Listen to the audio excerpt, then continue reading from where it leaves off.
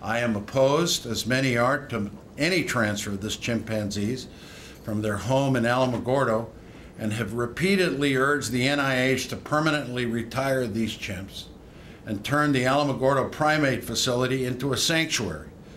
Unfortunately, NIH officials have refused to budge. And that's why today I have filed a request with the U.S. Department of Agriculture asking it to investigate and stop the planned transfer under the Animal Welfare Act. These primates have already sacrificed so much for our country, having been subjected to years of prior medical testing. That's enough. Let them live in peace. I believe that moving sick and frail chimps like Flo, Guy, and Owen to subject them to more medical testing after all these years is just plain cruel. Since learning this summer of plans to close down the facility and ship all these chimpanzees back into invasive research, New Mexicans have been speaking up and offering alternatives. As Governor Richardson's complaint details, these chimpanzees have suffered tremendously for our benefit and certainly have earned retirement. But the suffering inflicted by the National Institutes of Health's current plan also affects people. So many people's lives have been touched working with these chimpanzees, visiting and caring for them. The local economy stands to lose millions of dollars annually if the facility is shut down, and families will be affected by unemployment. New Mexicans commend our Governor, Bill Richardson, for his decisive action to protect these chimps and the interests of our state. We remain optimistic that Flo, Owen, Guy, Rudy, and indeed all of the Alamogordo Primate Facility chimpanzees will be permanently retired from invasive research and housed in sanctuary at a cost savings to taxpayers. The support for the Animal Protection Act is building. I mean, I remember when there were maybe 10 sponsors in the House.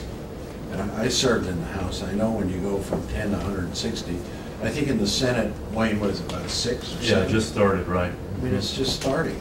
And I believe this country, there's a real new hidden issue out there, and that's animal protection. You wouldn't believe the number of mail, and whenever there's an issue in my state on whether it's cockfighting, whether it's protecting horses, wild mustangs, which I'm trying to do, protecting chimps. It's almost like a flood. And if you ask individuals, should these chimps be spared, left alone, I bet you it would be, polling-wise, it would be enormously high.